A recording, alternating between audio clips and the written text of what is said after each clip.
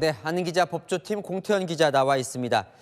일단 공수처는 오늘 소득 없이 돌아간 겁니다. 또 나갈 것 같죠? 네, 공수처는 이르면 이번 주말 다시 대통령 관저 진입을 시도할 걸로 보입니다. 오늘은 5시간 반 만에 철수했죠. 일단 체포영장 유효 기간은 오는 6일까지입니다. 이제 남은 건 사흘, 그러니까 주말인 내일과 모레, 그리고 기한 마지막 날인 6일인데요. 일단 내일은 체포 시도에 나설 가능성이 낮아 보이죠. 체포팀 인력을 다시 정비하고 꾸리는데도 시간이 필요해 보이고요. 특히 내일인 토요일은 집회 인파가 가장 몰리는 요일입니다.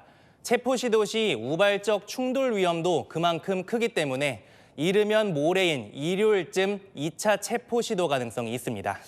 근데 뭐 또 간다고 치더라도 달라지는 게 없는 거 아닙니까? 네, 그럴 가능성이 높습니다. 오늘 공수처가 관저에서 철수하고 경찰이 입장을 냈습니다. 박종준 대통령 경호처장과 김성훈 경호처 차장을 특수공무집행방해로 입건하고 내일까지 출석 요구를 했다는 겁니다. 결국 다음 진입 때는 경호처장과 차장이 공수처와 경찰을 막으라고 명령하지 말라고 공개 경고를 한 건데요.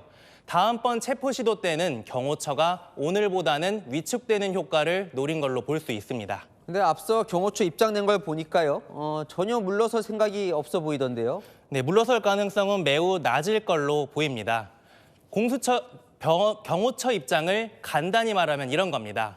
체포영장이 불법인지 아닌지는 경호처가 판단할 영역이 아니고 주어진 업무인 경호를 할 뿐이라고요. 경호처 차장이나 차장도 내일 경찰의 출석 요구에 응하지 않을 걸로 보이고요.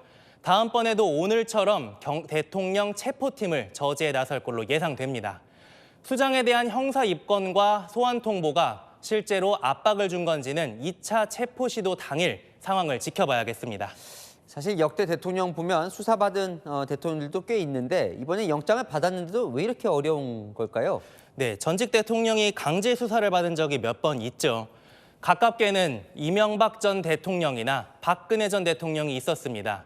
하지만 이 전 대통령은 퇴임 후에, 박 전 대통령은 헌재에서 파면된 후에 강제 수사를 받았습니다. 윤 대통령은 현직 대통령 최초로 체포영장이 발부됐죠.